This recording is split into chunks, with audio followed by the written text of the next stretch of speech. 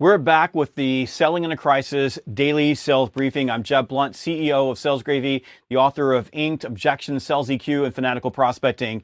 Our topic today is the new superheroes of the economy.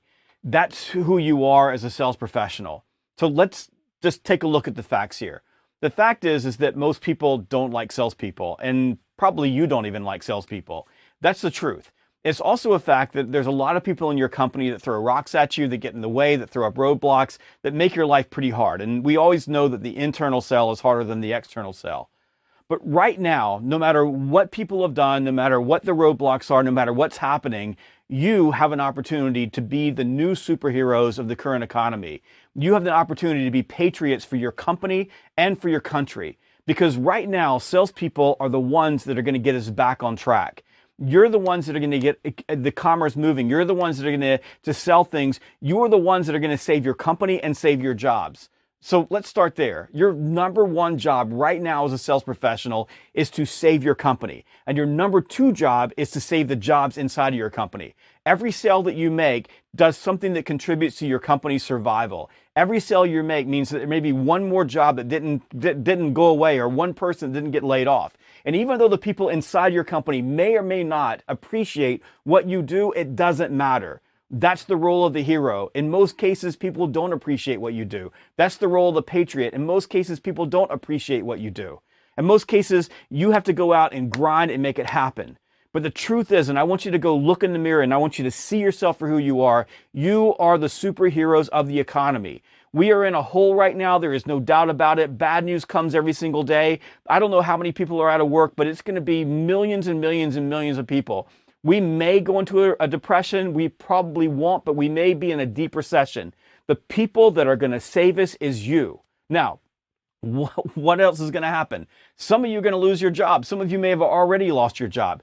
That doesn't matter. You got to go in every single day as if you're the savior, as if you're the person that's going to make it happen, save your company, save those jobs. And in some cases, you're going to work your tail off and it's not going to work out. That's okay. The one thing that you can do is take action towards that goal. The one thing that you can do is you can wake up every day and know who you are and what you're about. And the one thing that you can do is you can appreciate and believe that the universe has a way of paying back those who give first. So this is my message to you today. Go be a superhero. Go be a patriot. Go out there and do what salespeople do and save our economy and save jobs. That's the message for the day. Do we have any questions? All right. On the Sales Gravy website, Susan Miller. First, she says, "Hi, Jeb. Your book, Fanatical Prospecting, is awesome." Her question is that she says, "I am a staffing development manager at a startup. What is a basic way to prospect new customers that will not sound impersonal?" Okay, so Susan, who is on the Sales Gravy website, thank you, Susan, for reading Fanatical Prospecting. Really appreciate that. Susan's a staffing development manager and wants to know what's the best way of prospecting without sounding impersonal or self-serving. Well, what I would do right now if I were a staffing development manager is I would be reaching out to companies that are serving essential businesses. So I'd be looking at manufacturing, I'd be looking at healthcare, I'd be looking at transportation, I'd certainly be looking at warehousing, I'd look at groceries. There are a lot of industries right now in this crazy economy that are actually doing really, really well. So I'd go try to find those businesses and I would find the people that are responsible for hiring, responsible for running the workforces, whether they're HR, whether they're operations managers.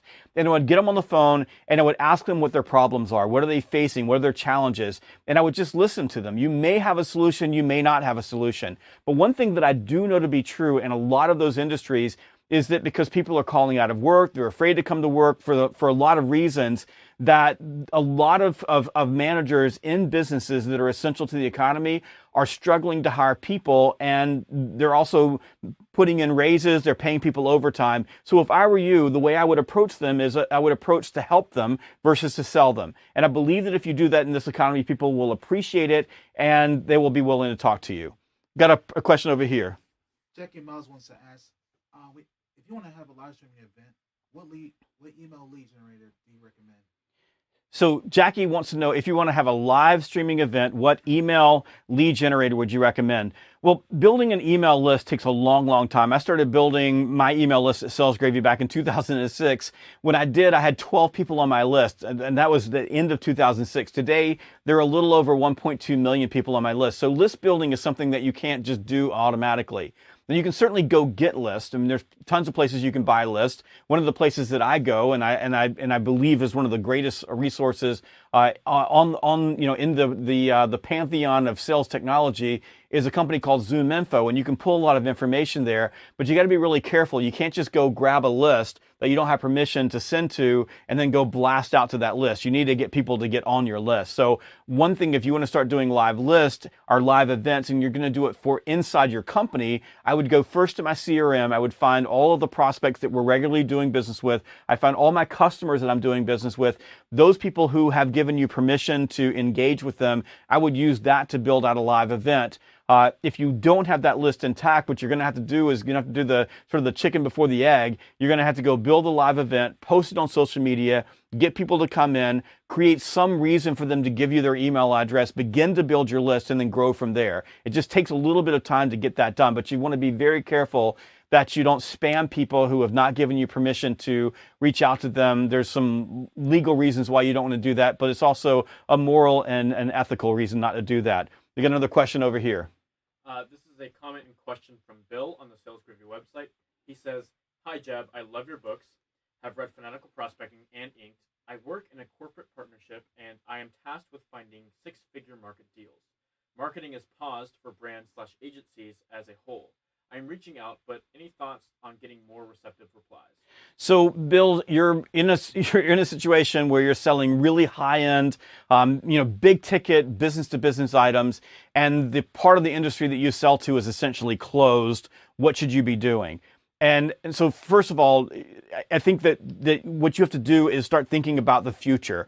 So if people aren't doing deals right now, then you're probably not going to do any deals right now. That doesn't mean that you can't find people, so you need to do a lot of outreach.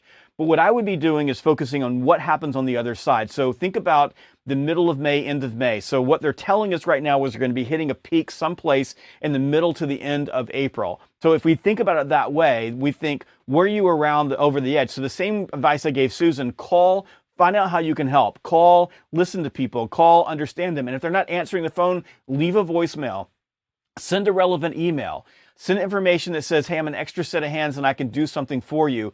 Go in with that perspective rather than I want to sell you something perspective. And you're probably going to get people responding to you a lot more positively.